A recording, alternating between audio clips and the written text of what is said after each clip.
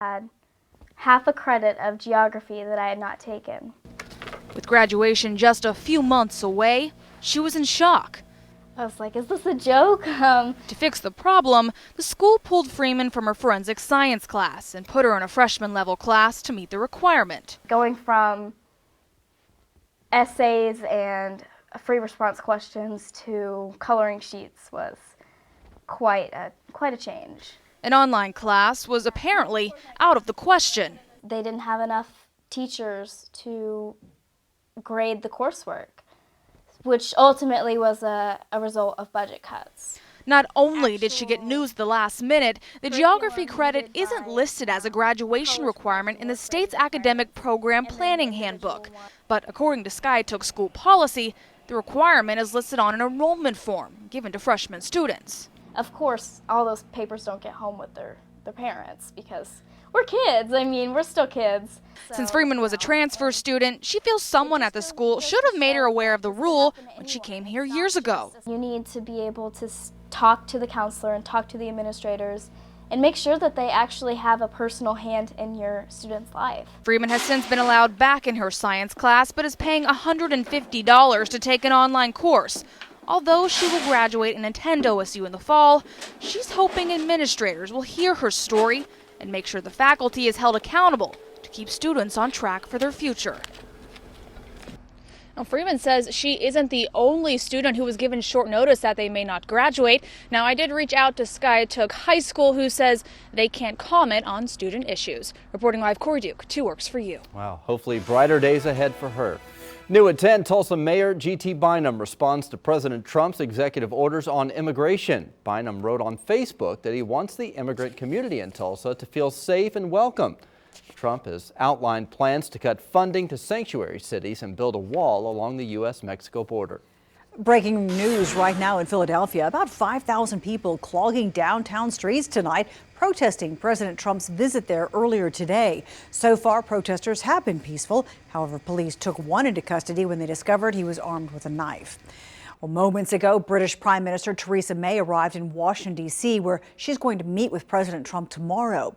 Today, the British leader talked to congressional Republicans in Philadelphia about their shared ideology. She declared an end to the days of overseas intervention.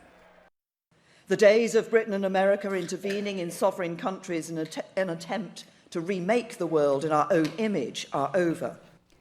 Now that the United Kingdom is leaving the European Union after their Brexit vote, May hopes her nation and the U.S. can negotiate a trade agreement.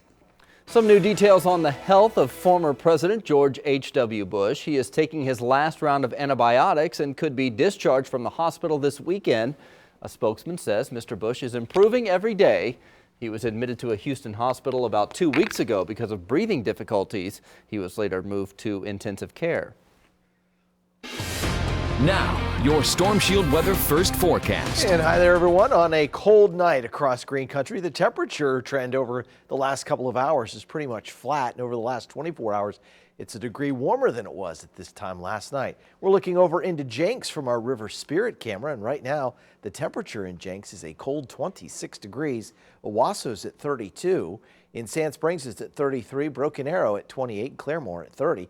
Coldest spot currently is Tahlequah at 21. But it's been holding steady there for the last couple of hours. Bartlesville right now at 31 degrees. With a westerly wind, the temperatures may not drop a whole lot more tonight. We'll talk more about that coming up in just a little bit. We're also going to talk about a different kind of warm-up that's headed our way, when that warm-up arrives, and how long it'll take before we see some rain in Green Country. It's all ahead in your 7-day forecast. All right, thanks, Brett. A Republican state representative from Tulsa now set to testify about sexual harassment claims from 2 assistants. Representative Dan Kirby says that he's going to testify before a committee tomorrow. The investigation also includes questions surrounding a $44,000 settlement given to one of Kirby's accusers. Last week, Kirby said he would not cooperate with the investigation, and then earlier this week, the House Speaker suspended Kirby's committee chairmanship.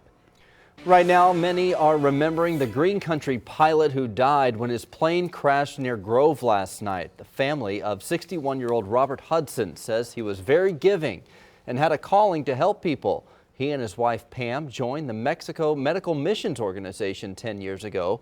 Hudson helped build runways in the mountainous terrain to make it easier to pick up people who needed medical care.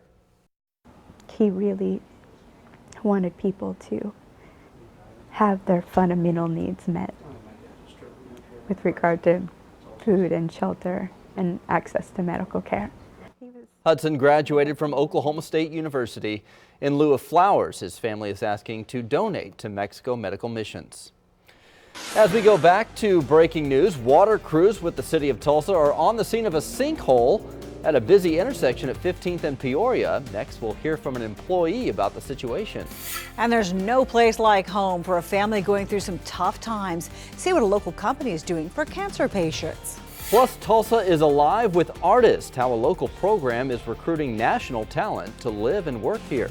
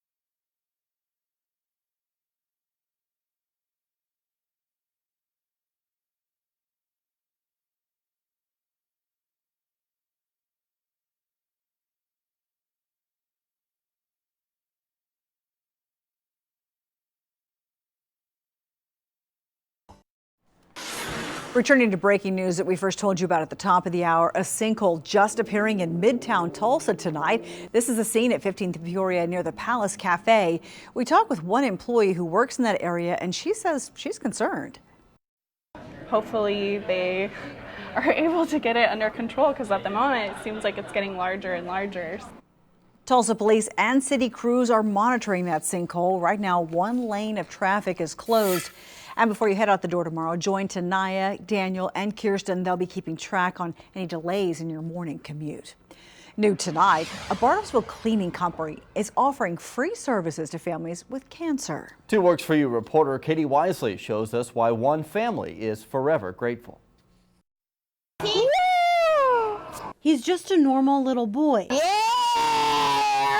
His favorite wrestler's fighting. Back! But 3 years ago, he was fighting for his life. In the beginning of treatment, I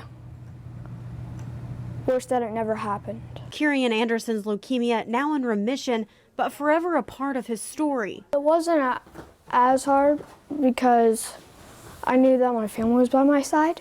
His mother watches him play. Just thankful he's still alive.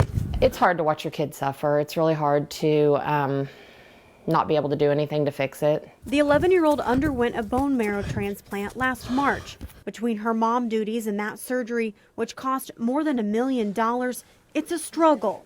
It's overwhelming. I mean, even though we have a lot of help every time we get explanations of benefits with millions of dollars on it, I think, you know, this is just crazy to think. Dusting Divas heard about Curian, jumped in to help, cleaning the Andersons' home for free. I've donated more than $10,000 worth over the years.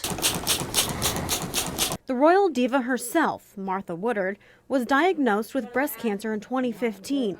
She knows how much something little as a clean house can mean. It's just near and dear to our heart, even before I ever went through it. It just is a way we can help. Home may be where the story begins, but for Curian Anderson, it's where it keeps going.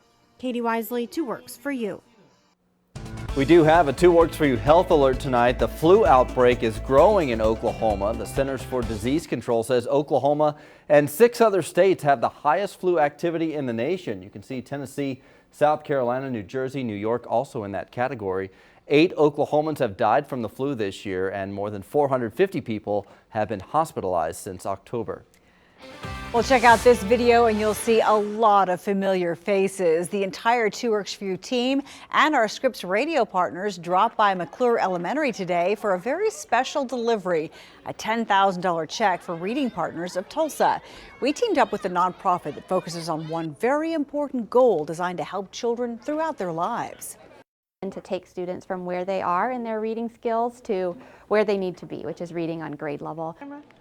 We were thrilled to surprise them with a check from the Scripps Howard Foundation. This is in addition to our gift last week of more than 1,600 books. Now, they still need volunteers, though, to spend just 1 hour a week with a student. Storm Shield weather, certified most accurate.